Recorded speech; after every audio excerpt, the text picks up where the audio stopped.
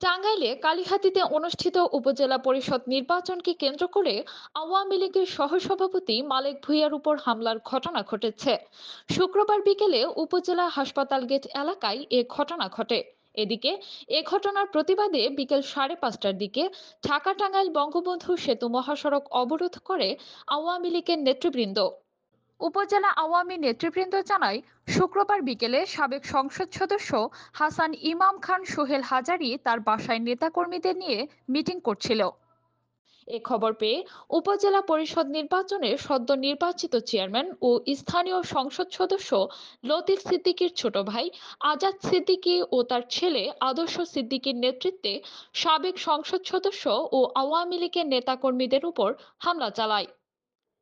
এতে উপজেলা আওয়ামী লীগের সহসভাপতি ও ইউপি চেয়ারম্যান মালেক ভূঁইয়ার উপর হামলা ও তার গাড়ি ভাঙচুর করা হয়। হামলায় উপজেলা আওয়ামী সদস্য কামরুল ইসলাম, পাইকড়া ওয়ার্ড আওয়ামী লীগের সহসভাপতি সৈয়দ জাকির সহ অন্তত 15 জন নেতাকর্মী আহত হয়। পরে এ ঘটনার প্রতিবাদে উপজেলার এলেঙ্গা বাসস্ট্যান্ডে বিকেল 5টা থেকে 5:30 পর্যন্ত ঢাকা টাঙ্গাইল বঙ্গবন্ধু সেতু মহাসড়ক অবরোধ করে আওয়ামী লীগের নেতাকর্মীরা। কালিহাতী উপজেলা আওয়ামী লীগের সাধারণ সম্পাদক আনোয়ার মোল্লা বলেন, সাবেক সংসদ সদস্যের বাসায় যাওয়ার সময় এ হামলা করা হয়। এতে আমাদের অনেক নেতাকর্মী আহত হয়েছে। এ ঘটনার মামলার প্রস্তুতি চলছে। কালিহাতী থানার ভারপ্রাপ্ত কর্মকর্তা ওসি কামরুল ফারুক জানান, বিজয়ী আজাদ সিদ্দিকীর বিজয় মিছিল নিয়ে আসার সময় উপজেলা আওয়ামী লীগের সহসভাপতি এম মালেক ভূঁইয়ার উপর হামলা করে। এ সময় গাড়ি ভাঙচুর করে তারা।